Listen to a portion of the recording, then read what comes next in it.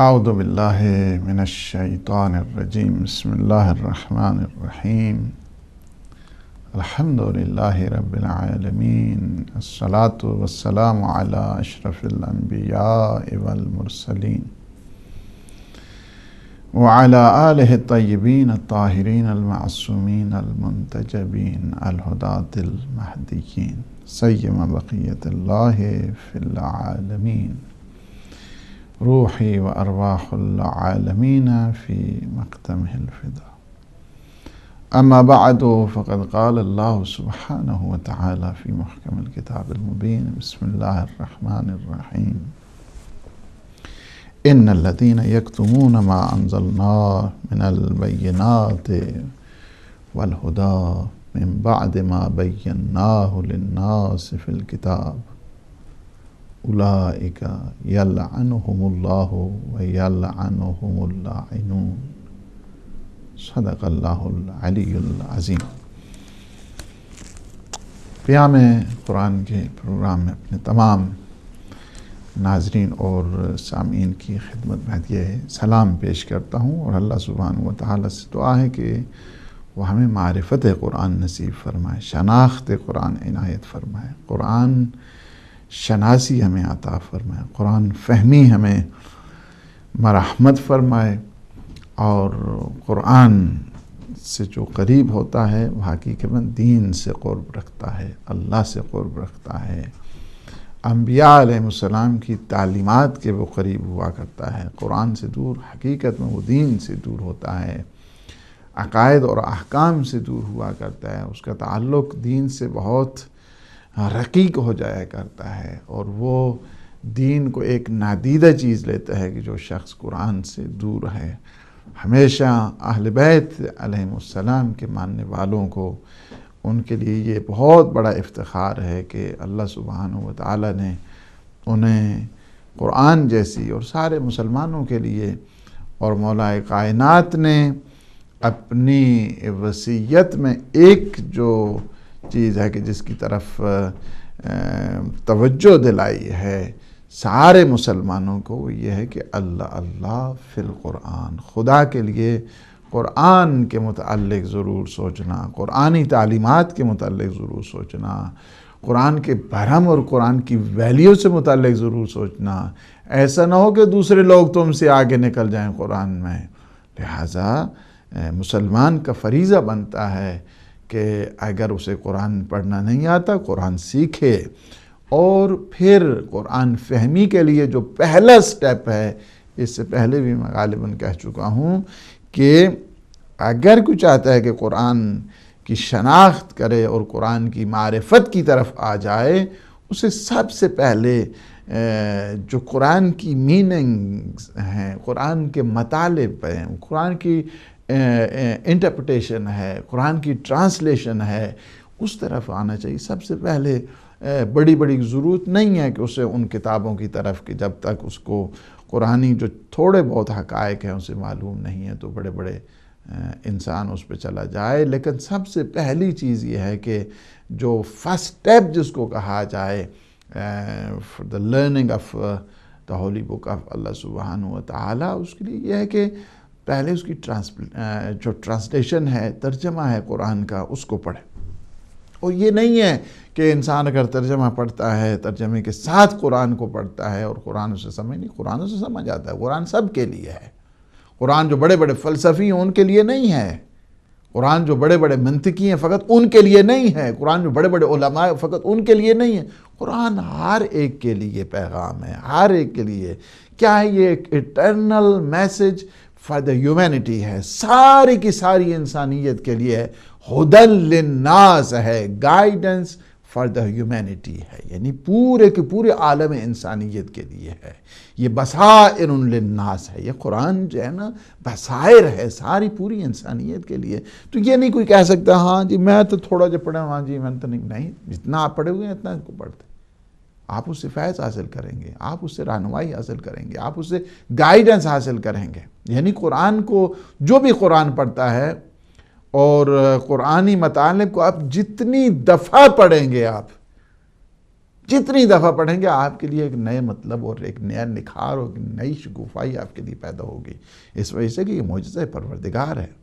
جس طرح انسان قرآن پڑھتا رہتا ہے، یہ بڑے بڑے علماء کے جنہیں جیلوں میں رکھا گیا اور وہ قرآن کو ہزاروں دفعہ انہوں نے پڑھا ہے وہاں پہ، لیکن بڑے بڑے علماء ان کا یہی کہنا تھا کہ ہم نے جب بھی قرآن کو پڑھا ہے، جتنی مرتبہ قرآن کو ہم نے ختم کیا، ہر مرتبہ نئے مفاہیم ہمارے ذہن میں جو ہے نا وہ آتے تھے اور ہم اس سے کسب کرتے تھے، حاصل کیا کرتے تھے۔ اسی طرح آپ اہل بیت علیہ السلام کا ذکر ہے، آپ جتنی دفعہ سنتے ہیں، جتنی دفعہ پڑھتے ہیں، آپ تھکتے نہیں ہیں پڑھتے۔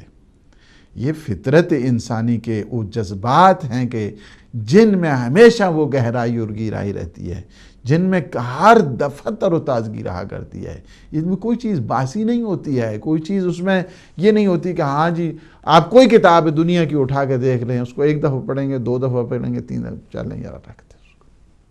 لیکن قرآن اور اہل بیت وہ نہیں ہے، قرآن و اہل بیت ہر دم تر و تازہ ہے، ہر دم ایک نئی ایجاد اور ایک نئی انوینشن اور نئی کریشن آف گاڈ اللہ سبحانہ وتعالی کی آپ دیکھتے ہیں کہ وہ نظر آپ کو آتی ہے۔ اس لیے جو ہماری ایڈوائس ہے وہ یہ ہے کہ سب سے پہلے آپ اس طرح کریں، قرآن فہمی کے لیے قرآن کو پڑھیں، تھوڑا ہی بے شک پڑھیں، 2 صفحے پڑھیں، 3 صفحے پڑھیں، لیکن ٹرانسلیشن کے ساتھ پڑھیں۔ ٹرانسلیشن کے ساتھ آپ جب قرآن کو پڑھیں گے آپ میں کچھ حد تک جو ہے وہ آ جائے گی سمجھ۔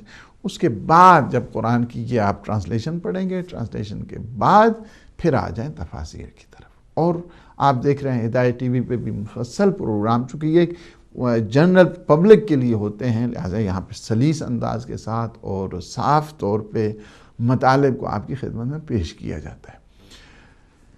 آج ہماری گفتگو ہو رہی ہے 159 آیت نمبر ہے، 159 نمبر آیت ہے سورہ مبارکہ بقرہ کی۔ فرمایا کہ ان الذین یکتمون ما انزلنا من البینات والہدی من بعد ما بیناہ للناس فی الکتاب۔ جو لوگ یعنی کیا ہے، اللہ سبحانہ وتعالیٰ کیا فرما رہے ہیں، یعنی جو لوگ ہماری نازل کردہ جو واضح قسم کی نشانیاں ہیں اور ذرائع ہدایت ہیں انہیں کتمان کرتے ہیں، جو چھپاتے ہیں اور حق پوشی کرتے ہیں، ان کے بارے میں ہے من بعد ما بیناہ للناس فی الکتاب، جبکہ ہم نے ان کو اپنی کتاب میں کھول کر ہم نے اس کو بیان کیا ہے، لیکن اس کے باوجود جب ان کے ہاتھے لگتا ہے مطلب تو یہ اس کو چھپانا شروع کر دیتے ہیں، کتمان کرتے ہیں۔ اولئک یلعنہم اللہ ویلعنہم اللاعنون، یہ وہ ایسے افراد پر اللہ کی بھی لعنت ہے اور سارے موجودات کی بھی لعنت ہے، جتنے لعنت کرنے والے سارے ان پر لعنت کرتے ہیں کہ جو حق کو چھپاتے ہیں۔ آج آپ کے لیے بڑی ایک جو ہے نا وہ انٹرسٹنگ جو ہے نا وہ ڈسکشن بھی ہوگی، اور آپ کے ذہنوں میں کافی جو کوئسچنز ہیں وہ بھی دھل جائیں گے انشاءاللہ العزیز۔ ایسے لوگ کہ جو حق کو چھپاتے ہیں، حق پوشی کرتے ہیں، کتمان حق کرتے ہیں، ایک کہ حق نہیں کرتے، ابطال باطل نہیں کرتے، ایسے لوگوں پر اللہ کی لعنت ہے۔ اور سارے جو لاعنون ہیں، لعنت کرنے والے، وہ بھی ان پر لعنت کرتے ہیں کہ انہوں نے اتنا بڑا جرم کیا ہے اور اتنا بڑا ظلم کیا ہے کہ حق کو انہوں نے چھپا دیا۔ یہ آیت کریمہ یا اس کے بعد والی آیت بھی اس میں سجیشن بھی دیا ہے اور اس میں ایڈوائس بھی کیا ہے، انشاءاللہ وہ اگلے سیشن میں۔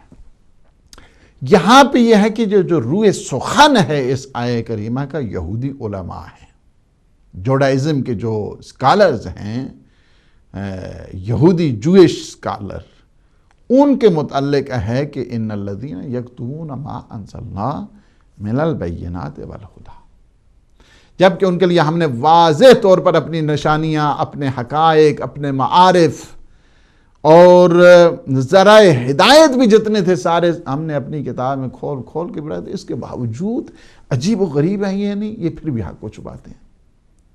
اس کا اگر شان نزول اگر آپ دیکھیں تو بڑے جو بزرگ صحابی ہیں جس طرح سعد ابن معاذ جیسے صحابی، سعد ابن معاذ ایک بہت بزرگ، was a great companion of the holy prophet of Islam، بہت بزرگ جو صحابی ہیں ان میں سے ہے کہ جن کے بارے میں خود پیغمبر اسلام فرماتے ہیں وہ جو فلاں قبیلہ ہے اس کی بھیڑیں ہیں اور بھیڑوں کے اوپر جتنے بال ہیں اتنے لوگوں کی سعد ابن معاذ شفاعت کرے گا۔ وہ سعد ابن معاذ ہے، معمولی انسان نہیں ہے، صحابیوں میں خاص شہید رائے خدا۔ جنگ بدر میں انہیں زخم آیا تھا اور اسی زخم کی وجہ سے ان کا انتقال بھی ہوا، ان کی وفات بھی ہوئی، شہید رائے خدا ہے، اور جن کا جنازہ پیغمبر نے پڑھا، جن کا اس تجہیز و تکفین پیغمبر اسلام نے فرمائی، اور جن کی یہ سارے میں آپ کو تھوڑا سا نقشہ دے رہا ہوں اس پہ آتے ہیں کہ کتنے بڑے بڑے صحابی ہیں کہ جن کے جنازے پہلی دفعہ 70 تکبیریں پیغمبر اسلام نے فرمائی۔ سارے صحابی حیران پریشان تھے، 5 تکبیریں ہوتی ہیں، 70 تکبیریں پیغمبر اسلام نے، 70 تکبیریں، یا اللہ۔ اس کے بعد باری آتی ہے نا جب قبر کی، انشاءاللہ وہ کبھی پروگرام آ رہا ہے عالم برزخ کے سلسلے میں، تو ہم اس میں مفصل انشاءاللہ العزیز ڈسکشن کریں گے۔ غالباً ہم سوچ رہے ہیں کہ وینسڈے کو انشاءاللہ جو 8 بجے اور کچھ ٹائم کے لیے ہم مکارم اخلاق کو روک کے عالم برزخ پہ جو 10-15 پروگرام ہیں، اور وہ بہت چونکہ ڈیمانڈ بھی کافی کی گئی، اور پھر علماء کی بھی میٹنگ ہوئی، اس میں بھی مجھے کہا گیا کہ اس پہ موضوع پہ اوپر باہر کے اس میں مفصل ہم بتائیں گے آپ کی خدمت میں۔ تو وہاں پہ یعنی اتنا عظیم سٹیٹس ہے سعد ابن معاذ کا، اور بہت بڑی پرسنالٹی ہے سعد ابن معاذ۔ اور جب قبر میں داخل کیا تو جب انٹر کر رہے تھے قبر میں، ظاہر ہے کہ قبر اس کے بعد پھر انسان کا مواخذہ بھی شروع ہو جاتا ہے، حساب کتاب بھی شروع ہو جاتا ہے، اور بہت جس کی نماز جنازہ خود پیغمبر اسلام پڑھائیں، اور سعد ابن معاذ کی والدہ نے ایک جملہ کہا، سعد ابن معاذ تیرا کیا کہنا، تو جنت میں پہنچ گیا۔ تو پیغمبر اسلام تھوڑے برہم ہو گئے۔ صحابی ہے، بہت بزرگ صحابی، بہت یعنی بڑی عظمت والا اور بڑے سٹیٹس والا صحابی۔ جب یہ جملہ کہا تو پیغمبر اسلام نے قبر میں ظاہر داخل کر چکے ہیں، اور پیغمبر اسلام نے فرمایا کہ سعد ابن معاذ کی والدہ کو کہ خاموش رہیں، ابھی سعد ابن معاذ پہ فشار قبر شروع ہو گیا۔ یا اللہ، فشار قبر، بہت پریشان، سارے صحابی پریشان ہو گئے، وجہ کیا ہے؟ اتنا عظیم سٹیٹس، خود پیغمبر اسلام نے تجہیز کی، تکفین کیا، اور پھر کبھی لیفٹ کارنر پہ آتے تھے جنازے کے، کبھی رائٹ کارنر پہ جاتے تھے، اور 70 تکبیریں پیغمبر اسلام نے فرمائی۔ سارے صحابی جب پیغمبر اسلام واپس آئے تدفین کے بعد تو آگے صحابی انہوں نے آ کر پوچھا، یا رسول اللہ، سعد ابن معاذ کے تو بہت بڑا مقام تھا، بہت بڑی منزل تھی، اور بہت بڑی عظمت تھی، بہت بڑا سٹیٹس تھا، یہ کیا ہو گیا ہے؟ آپ نے فرمایا ہے کہ وہ اتنے جو ہے نا، وہ جو فلاں قبیلے کی بھیڑیں ہیں، اور ان کی وہ جو ساری شیپس ہیں، اور ان کے اوپر جتنے بال ہیں، وہ اتنے لوگوں کی شفاعت کرے گا، تو اس پہ اس طرح فشار قبر؟ فرمایا ہاں،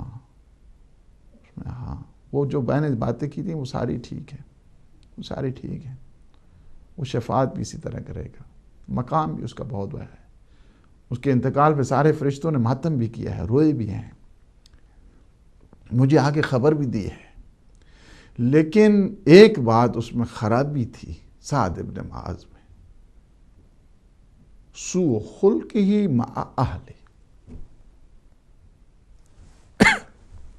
وہ یہ تھی کہ سعد ابن معاذ اپنی وائف کے ساتھ، اپنے گھر والوں کے ساتھ بد اخلاق تھا، اخلاق اچھا نہیں تھا، جو وے آف ڈیلنگ تھی اخلاقی لحاظ سے وہ ٹھیک نہیں تھی۔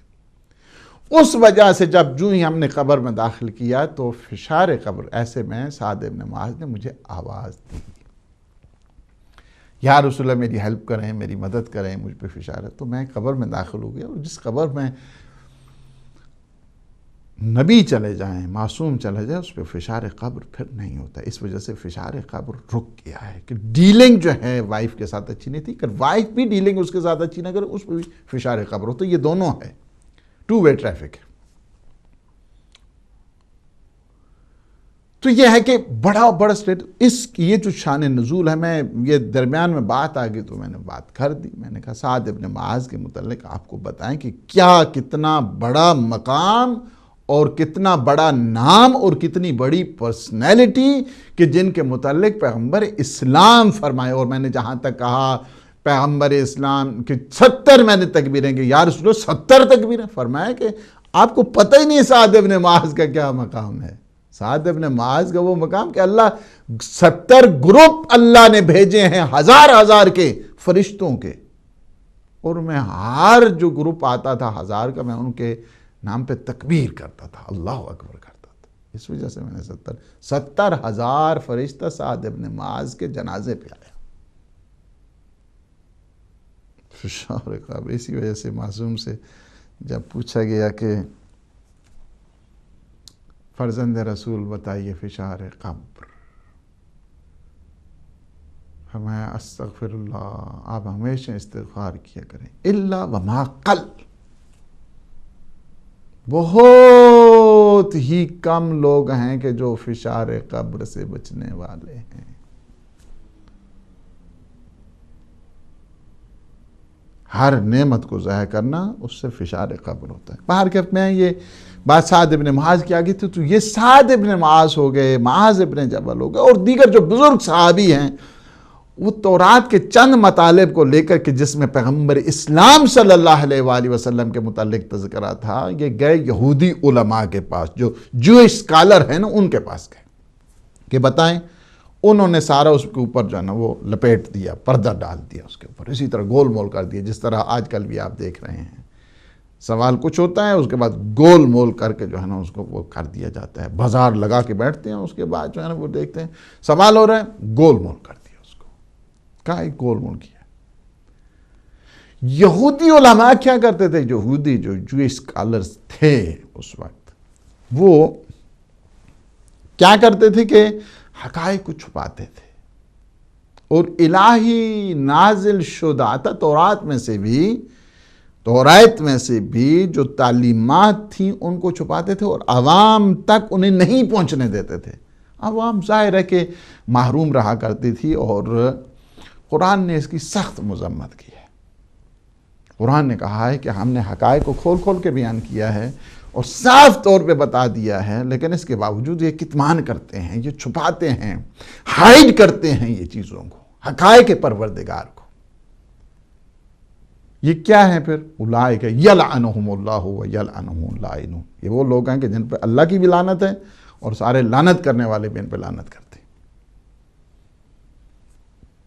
یہ جو مذمت کی ہے خدا نے، خدا ان سے بیزار ہے، فرشتے بیزار ہیں، پوری خلقت ان سے بیزار ہے، اس لیے کہ یہ حقائق کو چھپانا بہت بڑی خیانت ہے.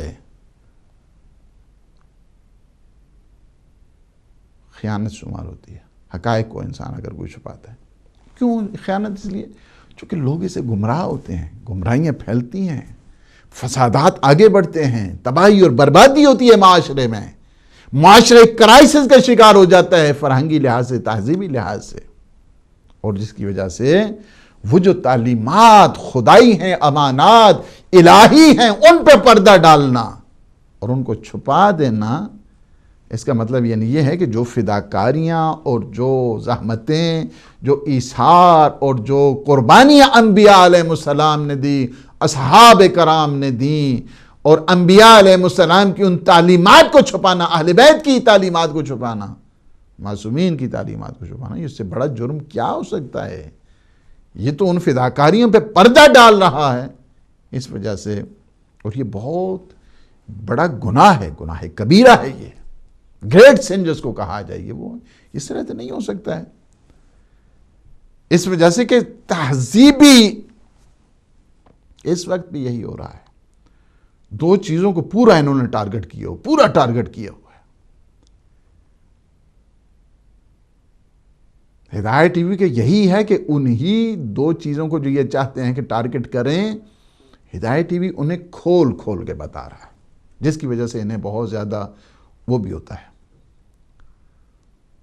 سب سے پہلی چیز یہ ہے کہ چونکہ جو ریالٹیز آف ریلیجن جس کو کہا جائے، حقائق دین ہیں، یہ چاہتے ہیں چھپا دیا جائے، چھپا دیا، پردہ خاموشی سے کے ساتھ، تاکہ ان کے جرائم اور ان کے کرتوت اور ان کی کوتاہیاں ان لوگوں تک نہ پتہ چلے۔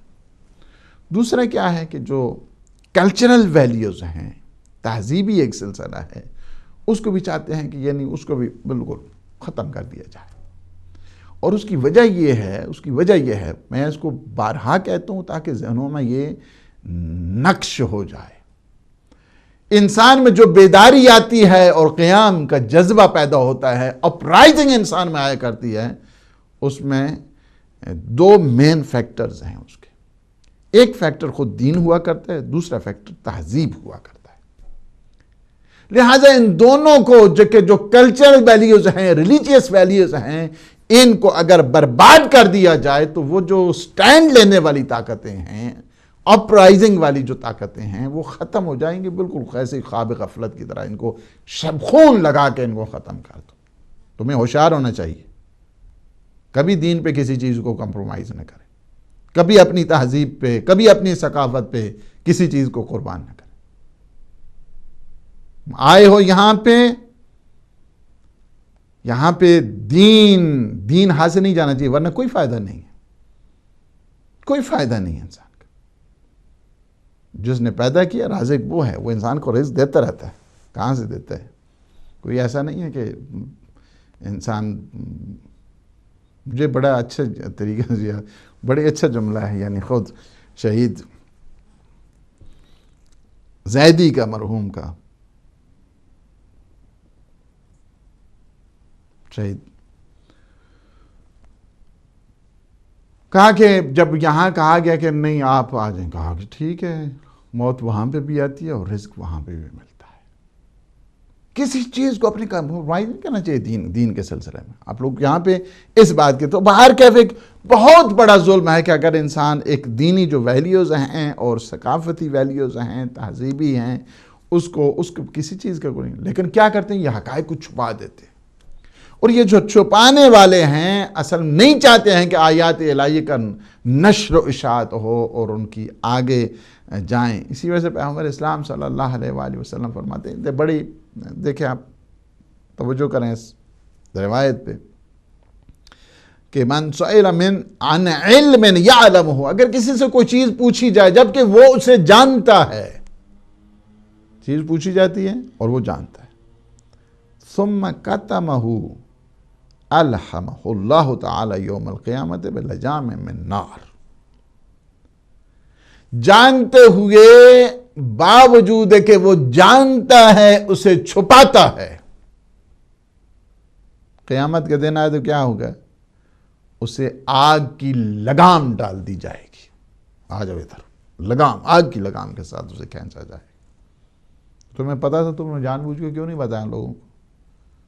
بتانا چاہیے تھا تمہیں، حق اور حقیقت کو، حق کا کتمان نہیں ہونا چاہیے تھا، حقائق کو چھپانا نہیں چاہیے تھا۔ یاد رکھے کہ حقائق کو جو چھپانے کے طریقہ کار ہیں مختلف انداز کے ساتھ ہوتے ہیں، مختلف انداز کے ساتھ ہوتے ہیں۔ کبھی انسان حقیقت کو چھپاتے جانتے ہوئے چپ کر کے بیٹھ جاتے، ہاں جی میرا نام تو وچ نہیں آنا چاہیے تھا۔ اچھا تیرا نام بہت مہم ہے، اسلام نہیں ہے، قرآن نہیں، اہل بیت نہیں، میرا نام بدنام نہیں ہونا چاہیے۔ یہ بہت بڑا ظلم ہے انسان اپنے اوپر کر رہا ہے، چپ کر کے رہتا ہے، خاموشی، یعنی حقائق پتہ ہے اور حقائق کا جہاں پہ اظہار ہونا چاہیے وہاں پہ اظہار نہیں کرتا ہے، یہ ظلم کر رہا ہے۔ سب سے بڑا جہاد یہ ہے کہ کلمۃ حق عند سلطان جائر، کلمہ حق کو بلند کرنا چاہیے، اور سب سے بڑا جہاد یہ ہے کہ کلمہ حق کو سلطان جائر جو ڈکٹیٹر ہے اس کے سامنے انسان بیان کرے۔ وہاں پہ خاموشی ٹھیک نہیں ہے۔ یہ درس ہے کربلا والوں کا، یہ درس ہے شام والوں کا، یہ زینب عالیہ سلام اللہ علیہ کہ یہ درس ہے کہ نہیں، یہاں پہ حقیقت کو کھول کے بیان کی. اور بعض اوقات وہ اظہار نہیں کرتا ہے. جی السلام علیکم ورحمۃ اللہ. السلام علیکم ورحمۃ اللہ وبرکاتہ. وعلیکم السلام ورحمۃ اللہ. جی فرمائیے. جی میرا نام سوسن ہے، میں اٹلانٹا جارجیا امریکہ سے بات کر رہی ہوں. کہاں سے؟ کیا نام ہے آپ کا؟ میرا نام سوسن ہے. اچھا. میں Atlanta Georgia U S A سے بات کر رہی ہوں. اٹلانٹا. جی اٹلانٹا سے بول رہے ہیں. جی میرا ایک سوال ہے جو ہمارے یہاں ابھی ہمارے امام بارگاہ کا بنا ہوا ہے. کون سے امام بارگاہ کی بات کریں؟ وہاں پہ 2-3 امام بارگاہ ہیں. ہاں تو میں شاید نام لینا پسند نہیں کروں گی، کیونکہ یہ ہوگا کہ شاید وہ کسی پر کیچڑ اچھالنے والی بات ہو جائے گی. اچھا آپ بات کریں تو ٹھیک ہے. مسئلہ یہ ہے کہ وہ ایک سینٹر ہے. اب اس سینٹر میں وہ لوگ، ان کے کچھ مطلب کہ 50% لوگ ہیں، وہ چاہتے ہیں کہ صرف ان کی جو جماعت والے ہیں، جماعت بندی کی ہوئی ہے، وہی لوگ وہاں پہ آ سکتے ہیں اور دوسرے لوگ نہیں آ سکتے ہیں. سپوز ایک عورت ہے جس نے سنی میں شادی کی ہے، ابھی بھی مذہب اپنا پال رہی ہے، وہ مجلس میں آنا چاہتی ہے، وہ وہاں پارٹیسپیٹ کرنا چاہتی ہے، تو وہ لوگوں کا یہ ہے کہ ابھی تک تو مطلب کہ بلانے پر بھی یا نہیں بلانے پہ امام کی بارگاہ تھی، ہم تو امام کا گھر سمجھ کے چلے ہی جاتے ہیں. لیکن فی الحال اس ہفتے سے یہ لوگ ایک ایجنڈا بنا رہے ہیں اور اصول بنا رہے ہیں کہ ان لڑکیوں کو اور اس طرح کے جنہوں نے باہر شادیاں کی ہوئی ہے جو غیر اسناسری میں، ان لوگوں کو نہ آنے دیا جائے. اچھا. تو میں نے یہ تھوڑا اپنی طرف سے تھوڑا فائنڈ آؤٹ کیا، تو مجھے یہ لگا کہ یہ ایک مومن کا حق ہے اور میرے حق کو کوئی غصب کر رہا ہے. تو وہ غصب کرنے والے کا اور ان کا کیا ہوگا مطلب، اور مجھے کیا کرنا چاہیے ایز اے مومن؟ ٹھیک ہے، میں آپ کا جواب سنتی ہوں اور اجازت چاہتی ہوں. بہت جی شکریہ. انشاءاللہ.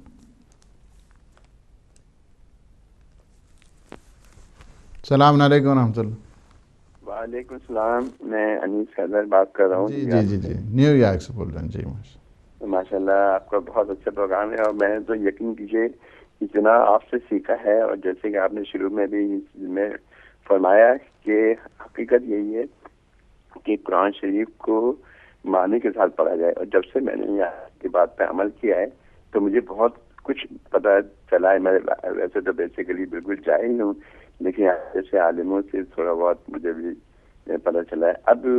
ابھی کافی لوگوں نے بھی مجھے بتایا ہے کہ قرآن شریف میں سورہ ہے 58 اور سورہ مجادلہ کے نام سے، یہ مدینے میں 105.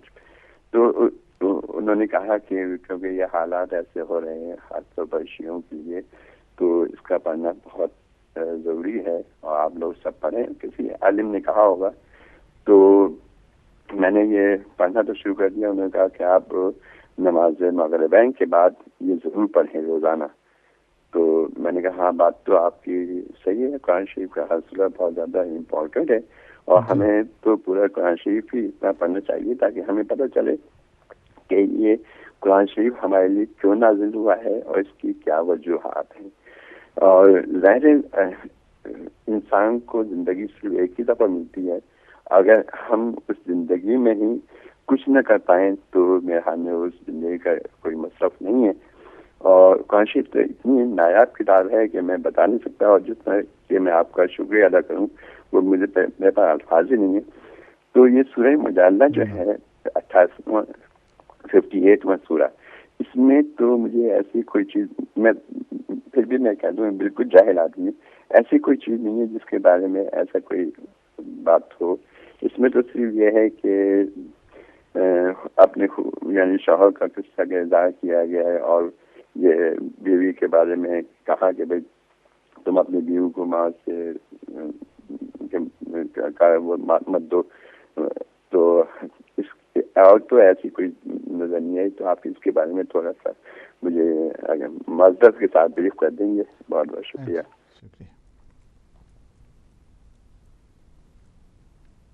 السلام علیکم ورحمۃ اللہ. وعلیکم السلام مولانا صاحب، کیا حال ہے؟ ٹھیک ہے آپ؟ جی الحمدللہ جی فرمائی. ماشاء اللہ، اللہ تعالیٰ آپ کو صحت و سلامتی دے. علامہ صاحب آپ کی آواز بہت کم آ رہی ہے، بس ایک چھوٹی سی گزارش ہے جی کہ اگر ہم، ظاہری سی بات ہے، ہم تو اچھی عربی نہیں پڑھ سکتے جس طرح قرت کے ساتھ، یا اچھے الفاظ یا اچھی جس طرح ادائیگی ہوتی ہے اس کی. تو اگر مجھ جیسا گناہگار بندہ اگر دوائیں جو ہوتی ہیں جس طرح کے ہم پڑھتے ہیں، دعائے کمیل یا دعائے توسل یا جس طرح کی بھی ہوں، اگر ہم اپنی زبان میں اردو میں جس طرح میں پڑھتا ہوں تو اسی لیے میں نے آپ سے پوچھا ہے، کیونکہ اس میں مجھے میرے دل میں یا دماغ میں یا اپنے اندر میں زیادہ اپنیت محسوس کرتا ہوں کہ مجھے وہ ہر ایک الفاظ کے ساتھ ساتھ مجھے وہ اچھی لگتی ہے. تو کیا وہ ہم پڑھ سکتے ہیں اردو میں؟ کیونکہ عربی ہماری اچھی نہیں ہے. تو دوسری گزارش یہ ہے کہ ہم اگر کسی اپنی امام بارگاہ یا مسجد کے علاوہ کسی دوسری مسجد میں جا کے نماز پڑھیں تو وہاں جماعت ہو رہی ہو تو ہمارا دل نہ مانے ان کے پیچھے نماز پڑھنے کا، اگر ہم اپنی فرادہ نماز پڑھیں تو کیا وہ درست ہوگی؟ دعاؤں میں یاد رکھیے گا. خدا حافظ. السلام علیکم ورحمۃ اللہ. چلے تو بات یہ میں کر رہا تھا کہ دیکھیں، بعض اوقات خاموش رہنا، یعنی اس وجہ سے کہ میرا نام نہ آئے، خاموش رہنا اس لیے کہ تاکہ میری توہین نہ ہو، خاموش رہے اس لیے کہ تاکہ نہیں، ایسی یہ صورت، یہ طریقہ ٹھیک نہیں ہے، یہ طریقہ ٹھیک نہیں ہے. یا وہ اظہار حق کرتا ہی نہیں ہے، چپ کر کے بیٹھے، اظہار نہیں کرتا. اور بعض اوقات یہ بھی کتمان حق ہوتا ہے، اس کی اس قسم کی گول سی جو ہے نا وہ توجیہ کر دیتا ہے دین کی کہ کسی کو کوئی سمجھ نہیں آتی، پھیر دیتا ہے مطلب کو. مطلب یہ ہے پھیر دیتا ہے اس کو دوسری طرف. یہ بھی کتمان حق ہے. پیغمبر اسلام صلی اللہ علیہ وآلہ وسلم فرماتے ہیں، دے دیں. السلام علیکم ورحمۃ اللہ. وعلیکم السلام ورحمۃ اللہ وبرکاتہ. جناب مولانا صاحب محمد لندن سے بول رہا ہوں. جی جناب کو تب کے ساتھ سلام عرض کرتا وعلیکم ہوں. السلام. اور میں نے آج آپ کی گفتگو پراپر نہیں سنی، تھوڑا بزی تھا، لیکن اتنی سمجھ میں آئی ہے کہ قرآن پاک کو آپ نے مینو کے ساتھ پڑھنا چاہیے. تو مجھے یہ سمجھ میں آئی ہے کہ قرآن پاک کو جب تک مینو کے ساتھ نہیں پڑھا جائے تب تک تو ہم لوگوں کو سمجھ ہی نہیں آتی. ٹھیک ہے، صحیح بات. قرآن پاک کو مینو کے ساتھ پڑھنے سے جو انسان سمجھدار ہے ان کے پیر کھڑے ہو جاتے ہیں اور ان کو پتہ چلتا ہے کہ میں کیا پڑھ رہا ہوں. قرآن پاک ایک بہت بڑا معجزہ ہے، لیکن سمجھنے والوں کے لیے جو اس کو سمجھتے ہیں وہ پڑھتے ہیں پھر روتے ہیں اور اللہ تعالیٰ کی یاد میں اور بھی اضافہ کر دیتے ہیں. جناب کو اسی کے ساتھ میں سلام کرنے کے لیے ٹیلی فون کیا کہ آپ کی خوبصورتی شکل دیکھ کر سلام کرنے کو دل چاہتا ہے اور ادب کے ساتھ سلام کرنے کو دل چاہتا ہے. اسی کے ساتھ اجازت جاتا ہوں اور پھر ادب کے ساتھ سلام عرض کرتا ہوں. اللہ حافظ جناب. شکریہ شکریہ. ارشاد فرمایا پیغمبر اسلام صلی اللہ علیہ وآلہ وسلم، کیا فرماتے ہیں؟ اذا ظہرت البدع فی امتی، جب میری امت میں بدعتوں کا رواج ہو جائے، میری امتوں میں بدعتیں ظاہر ہونا شروع ہو جائیں، فَلْيُظْهِرِ الْعَالِمُ عِلْمَهُ، تو عالم کو چاہیے کہ اپنے علم کا اظہار کرے، چھپائے نہیں، بیچ بیچ میں باتیں رکھ کے جو ہے لوگوں کو کنفیوز نہ کرے. اسے بتانا چاہیے صحیح معنی. حقیقت دین یہ ہے، دین یہ ہے. اتنی زحمتیں ائمہ معصومین نے اٹھائیں، سب کچھ اپنا قربان کر دیا. یہ ہے کسی کے دکانداری کے لیے نہیں ہے، انہیں خوف خدا کرنے کی ضرورت ہے. فَمَن لَمْ يَفْعَلْ فَعَلَيْهِ لَعْنَةُ اللَّهِ، اگر کوئی اس طرح اظہار ان بدعتوں کے سامنے اپنا اظہار علم نہیں کرتا ہے، خدا کی اس پہ لعنت ہوتی ہے، ایسے عالم پر، ایسے خطیب پر، ایسے مقرر پر، ایسے فرد کے جانتے ہوئے بھی بدعتیں ہو رہی ہیں اور اس کے باوجود وہ خاموشی رکھتا ہے یا وہاں کے اوپر اظہار علم نہیں کرتا ہے. آخری میں دے دیں. السلام علیکم ورحمۃ اللہ. السلام علیکم. جی السلام علیکم. علیکم السلام ورحمۃ اللہ. غلام رسول بات کر رہا ہوں لاڑکانہ سندھ سے. جی ہمارے غلام رسول بھائی جی. جی میری یہ گزارش ہے کہ الحمدللہ شکر ہے آپ کا تمام بہترین ذکر ہے. اسی ذکر سے ہم تمام بہترین فائدہ اٹھاتے ہیں. افسوس کی بات یہ ہے کہ یہاں پر ہمارے سندھ میں آپ جیسے عالم ہوتے ایسا ذکر دیتے تو شاید ہمارے مومن میں کچھ زیادہ فائدہ بھی ہوتا ہے. مگر یہاں پر کچھ ایسے الفاظ نکالتے ہیں کہ جیسے کہ تبرہ ہے یا جو کہتے ہیں کہ بس صرف آپ عزاداری کریں نماز کے حساب سے اس کی پابندی نہیں ہے. اگر جو ہمارے کچھ ایسے بھی عالم حضرات ہیں وہ بھی کہتے ہیں کہ کچھ کر لیں مگر ان کو کہتے ہیں کہ یہ ڈھکو ہیں جو ان کو جو نماز کے لیے کہتے ہیں کہ نماز پڑھ لیں. تبرہ بھی کچھ ہے کچھ عالم کیا کہتے ہیں کچھ کیا کہتے ہیں اپنے حساب سے. آپ مہربانی کر لیں کہ یہ کہیں ان شیعہ مومن حضرات کے لیے کہ آپ نماز کو اولین دیں اور نماز بہترین ہے. ہمارے یہاں کچھ ایسے جاہل لوگ ہیں جو تبرے کے طرف سے زیادہ وہاں پہ انتشار پھیلتا ہے. یہ تھوڑا ایسا ذکر دے دے کہ جو ہمارے شیعہ حضرات ہے وہ نماز کی طرف زیادہ ہو جائے. ٹھیک شکریہ. میں چونکہ ٹائم جی آخری دن پھر السلام علیکم ورحمۃ اللہ. وعلیکم السلام مولانا. میں سید عباس گلاسگو سے بول رہا ہوں. جی مولانا آج میں آپ سے 2 سوال کرنا چاہتا ہوں. جی مولانا آج میرا آپ سے پہلا سوال یہ ہے کہ کچھ علماء کہتے ہیں کہ اگر آپ کسی کی باتوں کے اوپر پردہ کرو گے تو قیامت کی روز آپ کی بات کسی کے آپ کے گناہ پردہ آپ کے قیامت کی روز اللہ آپ کے گناہ پہ پردہ رکھیں گے. تو مولانا آپ یہ پلیز ایکسپلین کر دیں کیونکہ جو علماء کہتے ہیں کہ اگر آپ دوسرے لوگوں کے گناہ پہ پردہ کریں گے تو اللہ آپ کے بھی گناہ پہ پردہ کریں گے قیامت کے روز پہ. آپ یہ پلیز ایکسپلین کر دیں. اور مولانا میرا دوسرا سوال یہ ہے کہ علماء کہتے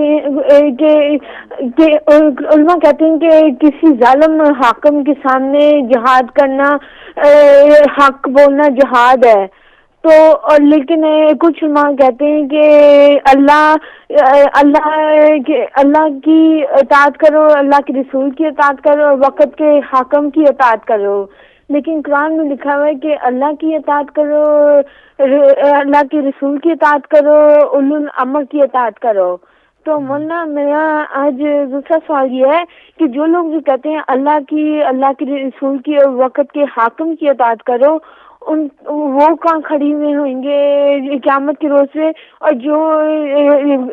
جو ظلم حاکم کے سامنے جہاد کرتے ہیں ان کا کیا مقام ہوئے گا قیامت کی روز پہ. Thank you. ٹھیک ہے شکریہ.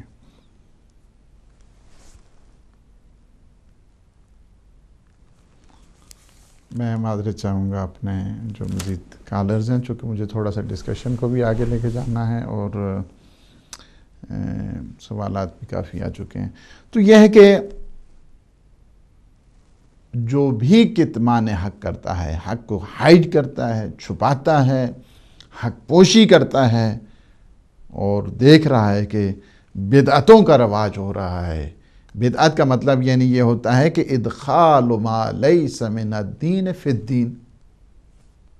یہ تعریف ہے بدعت کی. اگر جو ہے کہا جائے کہ ڈیفینیشن کیا ہے خود بدعت کی مطلب یعنی یہ ہے نیو انوینشن جو اس کے اندر کی جا رہی ہے کہ جو دین میں نہیں ہے. ادخال ما لیس من الدین فی الدین کہ جو چیز دین میں شامل نہیں ہو اس کو دین کے اندر جو ہے نا وہ یہ شامل کر رہا ہے اپنی. دین کو کسی کے بنایا ہوا تھوڑا ہے. ہم نے حلال محمد حلال الی یوم القیامہ حرام محمد حرام الی یوم القیامہ. کسی کی اجارہ داری نہیں ہے دین پر کہ وہ اپنی من پرستی تن پرستی کے ذریعے دین کے اندر مجھے یہ پسند نہیں. تیری میری پسند کیا ہے؟ پسند تو اللہ کی ہونی چاہیے اللہ کے رسول کی ہونی چاہیے اہل بیت کی پسند ہونی چاہیے. میں اگر وفادار بندہ ہوں ان کا غلام ہوں تو مجھے چاہیے کہ میرا اللہ اور میرا اللہ کا رسول اور ان کی پاک اہل بیت کیا کہتی ہیں میری ساری خواہشیں ان پر میری ساری مرضیاں ان پہ قربان ہو جائیں. یہ ہے. تو کیا ہے کہ کتمان حق کیا ہوتا ہے؟ یہ دین خدا اور عوام پر ایک ظلم ہوتا ہے جس کی وجہ سے اس کو حرام قرار دیا گیا. اور اس سے کیا ہوتا ہے آئندہ نسلیں بے بہرہ رہتی ہیں. اگر ہر ایک حقائق کو چھپانا شروع کر دے تو آئندہ جو نسلیں ہیں نیو جنریشن ہے اسے کیا پتہ چلے گا کہ دین کیا ہے, حقیقت دین کیا ہے. اگرچہ اس جملے کو غور کریں, اگرچہ اس سے مراد یہ آیت آئی ہے یہودی علماء کے سلسلے میں, لیکن چونکہ قرآن تا قیام قیامت ایٹرنل میسج ہے, جو بھی عالم, جو بھی خطیب, جو بھی بندہ خواہ وہ عوام میں سے جس سے بھی ہو, اگر وہ کتمان حق کرتا ہے جان بوجھ کے, وہ بھی اس آیت میں شامل ہے. اس پر بھی اللہ اور اللہ کی رسول کی ناراضگی ہے, اس پر بھی اللہ اور سارے خلق اور خالق اور مخلوق سب کی جو ہے نا اس سے بیزاری ہے. اب ایک چیز جو ہے نا یہ کیا ہے کہ یلعنہم اللہ و یلعنہم اللاعنون, یہ لعن اللہ کی طرف سے, لعنت کا کیا مطلب ہے کہ اللہ کی بھی لعنت ہے اور لاعنون جو لعنت کرنے والے باقی ہیں ان کی بھی اس پر لعنت ہے. دیکھیں لعنت کا جو لفظ ہے, لعنت کا مطلب یعنی یہ ہوتا ہے کہ غصے کے ساتھ, جو اس کا لغوی معنی ہے غصے کے ساتھ دھتکار دینا, غصے کے ساتھ ٹھکرا دینا, اس کا کہتے ہیں کہ لعنت. لعنت یعنی کیا ہے کہ انسان اپنی ناراضگی اور اپنا غصہ اس کے ساتھ اس کو دور کر دے, اس کو کہتے ہیں کہ لعنت. یہ اس کا ہے لغوی معنی. اللہ سبحانہ و تعالیٰ کی طرف سے جب لعنت ہوتی ہے تو اس کا مطلب کیا نہیں, یعنی میں آپ کو یہ بتاؤں کہ سب سے بڑی اگر اس دنیا میں کوئی سزا ہے, اس سزا کا نام ہے لعنت. سب سے بڑی سزا ہے. یعنی خدا کی طرف سے لعنت کا مطلب یعنی کیا ہے کہ دنیا میں اس کی رحمت سے دوری, توفیق سے محرومی, اور آخرت میں کیا ہے اسے بد نصیبی, مغفرت, بخشش, اس سے اس کا محروم رہنا ہے. یہ مطلب ہوتا ہے. اور اس آیت میں آپ دیکھ رہے ہیں کہ یلعن, یلعن یہ صیغہ کیا ہے, مضارع اس کو کہتے ہیں, جو گرامیٹک جو ہے نا اس کی جو زبان ہے اس کو جانتے ہیں, گرامر کو جو جانتے ہیں اور جو صرف و نحو سے واقف ہیں انہیں اس بات کا پتہ ہے کہ یلعنو, یلعنو یہ جو ہے نا صیغہ فعل مضارع ہے.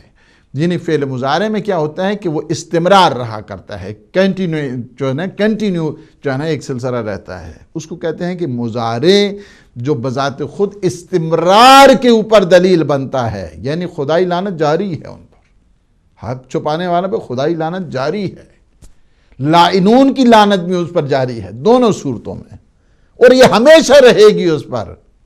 اب لاعنون کا جو ہے نا اس کا بھی آپ توجہ کریں, اس کی وجہ یہ ہے کہ لاعنون اور یعنی وہ لعنت کرنے والے, لاعن, لاعنون جو اس میں فاعل یہ سارے ہیں جو لعنت کرنے والے ہیں.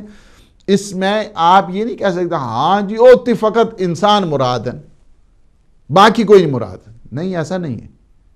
لاعنون کا جو مفہوم ہے, اس کو جو سگنیفیکینس ہے, اس کی بہت کیا ہے, براڈ کانسیپٹ ہے. اس کا کیا ہے, انسان فقط شامل نہیں ہے اس میں, فقط جن شامل نہیں ہے اس میں, فقط ملائکہ شامل نہیں ہیں, بلکہ اس میں سارے کے سارے موجودات اس پہ لعنت کرتے ہیں کہ جو حق کو چھپاتا ہے, ذروں سے لے کر کہکشانوں تک ساری کی ساری مخلوق اس پر.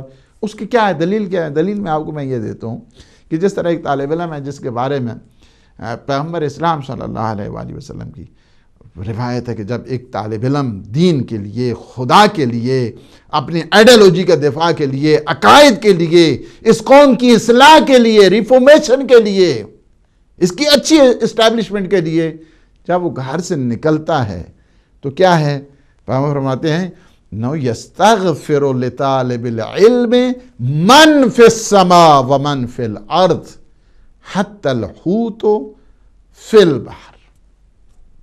حتی الحوت کیا ہے, فی البحر. فرمایا کہ جب ایک علم دین کے لیے ایک بچہ گھر سے نکلتا ہے, جو کچھ بھی زمین میں ہے, جو کچھ بھی آسمان میں ہے, اس کے لیے استغفار کرتا ہے, اس کے لیے دعا کرتا ہے. حتی الحوت, جہاں تک کہ دریا کی مچھلیاں بھی اس کے لیے استغفار کرتی ہیں. کیا ہے کہ جو راہ خدا میں جاتا ہے اس کے لیے یہ ہے, اور جو کتمان حق کرتا ہے وہ اس کے لیے بھی یہی سیم کانٹیکس میں اس کے لیے سزا بھی ہے. جو کچھ بھی زمین یلعنہم اللہ و یلعنہم اللائنون، خدا کی لعنت میں بھی وہ شامل ہے، ملائکہ کی لعنت میں بھی شامل ہے، موجودات کی لعنت میں بھی شامل ہے. اور یہ کنٹینیوڈ، یہ جو ہے نا وہ کنٹینیو رہنے والی یہ ایسی ڈسگریس ہے اللہ سبحانہ و تعالیٰ کی طرف سے کہ وہ باقی رہنے والی ہے. ایک چیز میں آپ کو اور بتاؤں، اور وہ یہ ہے کہ جو کتمان حق ہے اس کا مین فیکٹر کیا ہوتا ہے؟ مین فیکٹر عوام نہیں ہے. عوام چھپاتے ہیں، کم چھپاتے ہیں، لیکن اس کا جو مین، اگر آپ اس کو مین سٹریم اس انداز کے ساتھ اگر آپ دیکھیں گے تو اس کو زیادہ تر علماء چھپاتے ہیں.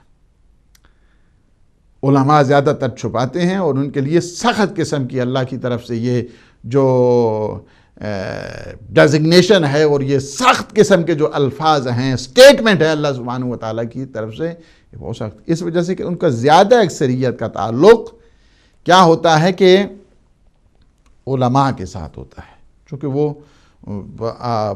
ایک پورے، جس طرح ان کے سٹیٹس بھی بہت زیادہ ہے نا، عالم کا سٹیٹس، اس کا مرتبہ، اس کا مقام، اس کی منزلت اللہ سبحانہ و تعالیٰ کے نزدیک، اگر کوئی صحیح معنوں میں علم کی بنیادوں کو پھیلا رہا ہے، تقوی کی بنیادوں کو آگے بڑھا رہا ہے، خدا اور خدا کے رسول کے پیغام کو پہنچا رہا ہے، اس جیسا آپ موجودات میں کوئی نہیں دیکھ سکتے معصومین کے بعد. یہ بات بالکل مسلم ہے. لیکن اگر کیا ہے وہ فاسد ہو جائے بدبخت، تو اس شیطان سے بڑا وہ اس میں بدبختی ہے، اس میں آ جایا کرتی ہے. اذا فسد العالم فسد العالم، کہ اگر عالم فاسد ہو جائے تو پھر عالم کو وہ فاسد کر دیتا ہے، پورے دا ہول ورلڈ. اس سے کیا ہو جاتی ہے؟ اس کی شرارتوں سے، اس کی بدبختیوں سے یہ ہو جاتا ہے کہ میں ایک پروگرام دیکھ رہا تھا کسی اور جگہ پہ، وہ مجھے پتہ ہے وہ کتنا جھوٹ بول رہا ہے، مختلف کلرز کے ساتھ آ کر، مختلف انداز کے ساتھ، اور مجھے پتہ ہے کہ اس کتاب میں، لیکن اس نے ایسا گول کیا وہاں سے، سمجھتا ہے کہ میں لوگوں کو دھوکہ دے کر اللہ کو بھی دھوکہ دے دوں گا. نہیں، ایسا نہیں ہوتا ہے. تم اگر اپنے دل کی باتیں لوگوں سے چھپاتے ہو، وہ تو تمہارے دلوں کو بھی جانتا ہے، تمہارے رازوں کو بھی جانتا ہے، تمہارے وہم و گمان سے بھی وہ واقف ہے. ایسا نہیں ہو سکتا ہے، ایسا نہیں ہو سکتا. حق پوشی بہت بڑا جرم ہے، بہت بڑا جرم ہے، اور یہ حق کشی کے مترادف ہوا کرتا ہے. حق پوشی یعنی حق کشی. انبیاء، معصومین، اہل بیت، بزرگان، ان کی زحمتوں پہ، ان کی زحمتوں کو حاضر کرنے کے مترادف ہوا کرتا ہے اگر کوئی اس طرح کرتا ہے. لہذا اظہار حق سے، اظہار حقیقت سے نسلیں آباد ہوا کرتی ہیں. اور اللہ سبحانہ و تعالیٰ نے سارے جتنے، یہ بھی آیت سن لیں، سورہ آل عمران کی آیت نمبر 187 ہے، وَإِذْ أَخَذَ اللَّهُ مِيثَاقَ الَّذِينَ أُوتُوا الْكِتَابَ لِتُبَيِّنُنَّهُ لِلنَّاسِ وَلَا تَكْتُمُونَ. اللہ سبحانہ و تعالیٰ نے عہد و پیمان باندھا، پرومس، جو اسٹرانگ کویننٹ جس کو کہتے ہیں، میثاق، کیا کیا ہے کہ اسے ضرور ان اللہ کی آیتوں کو لوگوں کے سامنے بیان کریں انہیں، سمجھائیں انہیں، اللہ کی طرف لے کر آئے، رسول کی طرف انہیں لے کر آئیں، دین کی طرف انہیں لے کر آئیں، انہیں چھپائیں نہیں. اور یہ بھی حق پوشی کے منزل پہ آتا ہے، لوگوں کو مختلف قسم کے ان فری مسائل میں الجھائے رکھیں کہ انہیں اصل حقیقت دین پتہ ہی نہ چلے. یہ بھی کتمان حق کے زمرے میں آتا ہے. اور بعض کا کاروبار یہی بنا ہوا ہے، لوگوں کو جزوی قسم کے مسائل انہی میں پھنسائے رکھو تاکہ انہیں اصل حقیقت دین اس کی خبر نہ ہو. اس وجہ سے کہ انہیں چھوٹے چھوٹے اس میں رکھتے ہیں تاکہ اہل بیت کی وہ منزل، ان کا مقام نہیں، اس کو اسی میں لگائے رکھو ان طرف. یہ بھی کتمان دین ہے، یہ بھی کتمان حق ہے. امیر المومنین علی ابن ابی طالب علیہ السلام فرماتے ہیں، من شر خلق اللہ بعد ابلیس و فرعون. روایت میں ہے کہ ابلیس اور کسی نے لوگوں نے پوچھا، یا امیر المومنین بتائیے کہ فرعون اور ابلیس کے بعد تیری بدترین مخلوق کون ہے؟ فرمایا کہ وہ علماء ہیں کہ جو فاسد ہیں، فاسد علماء ہیں وہ. جو کیا کرتے ہیں؟ کہ جو باطل کا اظہار کرتے ہیں اور حقائق کو چھپایا کرتے ہیں. وفیہم قال اللہ عز وجل اولئک یلعنہم اللہ یلعنہم اللائنون. یہی لوگ ہیں جن کے بارے میں اللہ نے کہہ دیا ہے کہ اللہ اور دیگر سارے جتنی مخلوقات ہیں موجودات ہیں ان کی اوپر لعنت ہے. ان علماء سے مراد خواہ یہودی ہیں، خواہ عیسائی ہیں، نصرانی ہیں، خواہ اس سے مراد کوئی سکھوں کے ہیں، یہودیوں کے ہیں، ہندوؤں کے ہیں، سنی کے ہیں، شیعہ کے ہیں، مسلمان نان مسلم سب اس کیٹیگری میں آتے ہیں کہ جو بھی کتمان حق کرتا ہے اور حق کو چھپاتا ہے. اس میں کوئی پورے کا پورا. اور وہ خطبہ بھی آتے ہیں، وہ مقررین بھی اس میں شامل ہو جاتے ہیں کہ جو دوسروں کی واہ واہ کی خاطر دین خدا کا مذاق اور استہزاء اڑاتے ہیں ٹی وی پہ آ کر اس بنیاد پہ کہ لوگ نہ یہ کہیں، لوگوں کی باتوں پہ نہ آئیں، اللہ اور اللہ کے فرمان اور رسول کے اس پیغام کو انہیں دیکھنا چاہیے. وہ بھی اسی زمرے میں شامل ہیں. اس وجہ سے کہ بعض کی یہ حتی ہے کہ وہ جو الٹے انداز کے ساتھ سند جواز پیش کرتے ہیں جبکہ انہیں حقیقت دین کی خبر نہیں ہوتی، وہ بھی اسی زمرے میں آتے ہیں. اس وجہ سے لوگوں کی مقبولیت کا مسئلہ نہیں ہے، لوگوں میں شہرت کا مسئلہ نہیں ہے. جو لوگوں کی مقبولیت، لوگوں میں مقبولیت کی خاطر، لوگوں میں شہرت کی خاطر حقائق پہ پردہ ڈالتے ہیں، وہ بھی اس آیت کے اس زمرے میں شامل ہیں. کیا ہے؟ اولئک یلعنہم اللہ و یلعنہم اللائنون. اور اللہ سے دعا کریں کہ اللہ سبحانہ و تعالی ہمیں اپنے ان افراد میں سے قرار دے کہ جو اظہار حق کرنے والے ہیں، اظہار حقیقت کرنے والے ہیں، اللہ سبحانہ و تعالیٰ کے حقائق کو بیان کرنے والے ہیں. ہماری سسٹر نے وہاں پہ، مجھے صحیح معنوں میں ان کا نام پتہ نہیں چل سکا، باہر کے اٹلانٹا جورجیا وہاں پہ جو اسٹیٹ ہے وہاں سے بولیں، اور میں نے اشرعی پڑھا ہے اور مجھے تھوڑا سا اندازہ ہے وہاں کا، اس وجہ سے میں نے پوچھا ہے کہ وہاں پہ کتنے 2-3 مرکز تو وہاں پہ میں جانتا ہوں، اور اس میں سے یہ ہے. اب چونکہ یہ بہت ہی لوکل معاملہ ہے میں اس پہ زیادہ ڈسکشن نہیں کر پاؤں گا اس وجہ سے کہ، لیکن میں ایک چیز یہاں پہ ضرور کہوں گا کہ اپنے جتنے ادارے ہیں، حسینیہ ہیں، امام بارگاہ ہیں، اپنی مساجد ہیں، سارے مسلمانوں کو اگرچہ وہ سنی ہیں، اگرچہ وہ شیعہ نہیں ہیں، لیکن اس کے لیے اس وجہ سے تاکہ اہل بیت کی جو معارف ہیں، حقائق ہیں، دوسروں تک پہنچنے چاہیے. ہاں البتہ کہ بعض آتے ہیں شرارت کی بنیاد پر، بعض آتے ہیں فتنہ ڈالنے کی بنیاد پر، ایسے البتہ عناصر سے جو ہے نا وہ اجتناب ہونا چاہیے، چونکہ یہ مراکز عبادت کا مرکز ہونی چاہیے. یہ مراکز جو ہے نا اپنی خود غرضی کا، تن پرستی کا، اپنے جتنے، مجھے بہت افسوس ہوتا ہے بعض اوقات ویسے باہر دیکھیں تو ان کا جتنی سیاست ہوتی ہے بالکل ساری ایک جگہ پہ، جو ہی امام بارگاہ میں آتے ہیں، جو ہی مرکز میں آتے ہیں، جو ہی مسجد میں آتے ہیں، وہ ساری اپنی پرانی چیز بھول کے وہیں پہ جو شروع ہو جاتے ہیں دوسرے. اس طرح نہیں ہونا چاہیے. باہر کی سیاست میں سارے شیر و شکر، اور امام بارگاہ میں آ کے سارا وہ اپنا شروع کیوں؟ اس طرح قطعاً غلط ہے. اور جہاں تک عمومیت ہے، سید و شہداء کے پیغام کو ہمیشہ عمومی کرنا چاہیے، اور اس میں کوئی حرج نہیں کہ اگر ایک شیعہ اثنا عشری نہیں ہے تو کوئی بات نہیں، اس میں آپ پیغام کو بالخصوص سید و شہداء کا پیغام جو ہے نا فار دا ہول ہیومینٹی ہے، ہیومینیٹیرین سروسز کے لیے. ہمارے انیس بھائی نے شکریہ ادا کیا. نہیں، اس میں کوئی شکریہ نہیں. یہ بہت مجھے خوشی ہوئی آپ کے سن کے کہ آپ نے، جب سے ہم نے غالباً کچھ مہینے پہلے کہا تھا کہ قرآن فہمی کے لیے جو پہلا سٹیپ ہے وہ انسان اس کی ٹرانسلیشن سے شروع کرے، ترجمہ شروع کرے، آپ نے شروع کر دیا. الحمدللہ رب العالمین. مجھے آپ یہ سن کر جو ہے نا خوشی ہوئی. اور جہاں تک سورہ مجادلہ کی بات کی، بہت اس کے ایفیکٹس ہوتے ہیں، وہ بھی پڑھا کریں. سورہ ملک بالخصوص مومنین کو چاہیے کہ اس کی طرف بھی، تاکہ وہ ظالموں کے شر سے محفوظ رہیں. ہمارے اشتیاق بٹ بھائی نے فون کیا ہے کہ عربی نہیں پڑھ سکتے، کوشش کریں عربی جو ہے اردو آتی ہے ان کے لیے کوئی مشکل نہیں ہے. مجھے یاد ہے اچھی طریقے سے جب ہم نے ایک دفعہ کلاسز رکھی، ہم نے 20 جو ہے نا وہ سیشن میں وہ لوگ کے جو اردو جانتے تھے وہ اچھے طریقے سے قرآن پڑھتے تھے. کوئی مشکل نہیں ہے. آپ جو ماہر آپ کا استاد ہے اس کے پاس جائیں، وہ آپ کو کئی چند سیشن ہی میں آپ کو جو ہے وہ پڑھا دے گا. اور عربی اس میں پڑھیں، ٹرانسلیشن پڑھ رہے ہیں کوئی بات نہیں، آپ ٹرانسلیشن بھی ضرور جو ہے نا اس کو جاری رکھیں، لیکن عربی سیکھیں.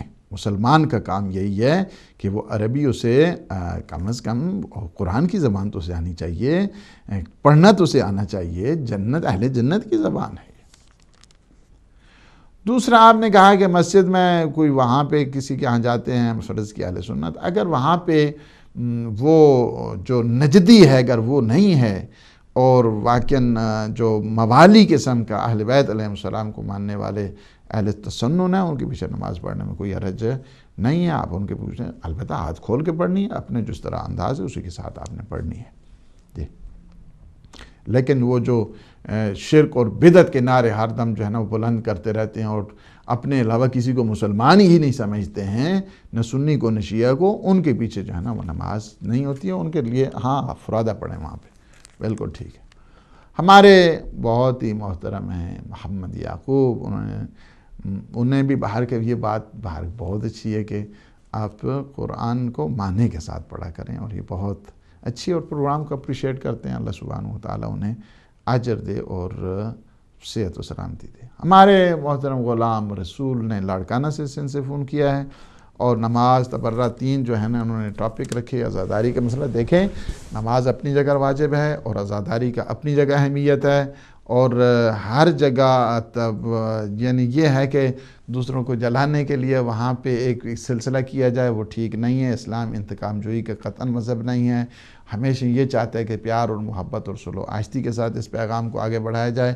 نماز کو اہمیت دیں اس وجہ سے کہ نماز کو جو بھول گیا ہے وہ حقیقت میں کربلا کو بھول گیا ہے، اس میں کوئی شک نہیں ہے۔ آپ اگر زیارت وارث میں پڑھتے ہیں کہ اشہد انک قد اقمت الصلاۃ وآتیت الزکاۃ وامرت بالمعروف ونہیت عن المنکر واطعت اللہ ورسولہ حتی اتاک الیقین۔ نماز کی اہمیت نماز ہے، نماز سجدہ سید الشہداء کو نہیں بھولنا چاہیے۔ سجدہ سید الشہداء ہمیشہ ہمارے ہر دم سجدوں کی زینت بننا چاہیے۔ نماز کو بھول گیا وہ اصل میں حقیقت میں کربلا کو بھول گیا، اسے کیا پتہ چلتا ہے کہ عزاداری کیا ہے، اسے کیا خبر ہے کہ عزاداری کیا ہے۔ ہمارے عزیز سید غیور عباس نے فون کیا ہے کہ دیکھیں جو میں نے بات کی ہے وہ اگر آپ لوگوں کی جو پرسنل لائف ہے ان کے رازوں کو جو چھپاتا ہے کسی مومن کے، یہ بات بالکل حقیقت ہے روایات میں کہ اللہ اس کے قیامت کے دن جو اسرار ہیں اس کی جو ہیں ان پہ عیب ہیں اس پہ پردہ ڈالتا ہے، اس میں کوئی شک نہیں ہے۔ لیکن جو پرسنل لائف پہ ہماری گفتگو ہو رہی تھی کہ جو قرآن اور اہل بیت اور معارف اور دین اور تدین کی باتوں کو جو چھپاتے ہیں ان کے سلسلے میں ظالم جابر حاکم، یہ دیکھیں نا حدیث میں ہے کہ افضل الجہاد کیا ہے کہ ایک ظالم اور ایک ڈکٹیٹر جابر حاکم کے سامنے کلمہ حق کا اظہار کرنا ہے۔ اور جہاں تک آپ نے کہا کہ ہاں جی وہ وقت کے حاکم وہ اس کی وجہ سے تو خیر اگر آپ اگر اپنے جو کلاس والے ہیں ان سے بھی پوچھیں گے تو وہ کہیں گے کہ عجیب و غریب جو ہے نا وہ ایک نظریہ ہے اور آئیڈیالوجی ہے جس کو کبھی انسان نہ عقل تسلیم کرتا ہے اور نہ ہی کوئی قانون اسے تسلیم کرتا ہے اور نہ ہی کوئی فہم و ادراک۔ اس وجہ سے ہمیشہ عقل کا تعلق جو ہے نا وہ اولی الامر کے سلسلے میں جو فخر الدین رازی نے اس میں کہہ دیا ہے کہ وہ ہے کہ جو مفترض الطاعہ کون ہے کہ جو معصوم ہوا کرتا ہے۔ اللہ سبحانہ و تعالیٰ سے دعا ہے اور شکر ہے کہ جس نے ہمیں در عصمت کا غلام بنایا اور ہمیں ان کی پیروی کا حکم دیا۔ ہمیں فخر ہے کہ قرآن اور اہل بیت کے سائے میں ہم لوگ ہیں۔ اللہ سبحانہ و تعالیٰ ہم سب کے گناہوں کو معاف کرے اور ہمیں شناخت قرآن معرفت قرآن نصیب فرمائے۔ ہمارے جتنے مومنین مومنات مریض ہیں انہیں شفاء کاملہ عطا فرمائے بحق امام زمان، اور ہم سب کے مرحومین کی مغفرت فرمائے اور انہیں جوار معصومین میں جگہ عنایت فرمائے۔ پروردگار عالم اسلام کو سر بلند فرما، عالم طاغوت کو نابود فرما۔ پروردگار یہ ہدایت ٹی وی تیرے دین کا چراغ اس میں اور سر بلندی عطا فرما۔ اس کی جتنے مدد کر رہے ہیں دامیں درہمیں سخنیں ان کے گھروں کا آباد فرما۔ امام زمان کے ظہور پر نور میں تعجیل فرما۔ اللہم عجل ولیک الفرج۔ والسلام علیکم ورحمۃ اللہ وبرکاتہ۔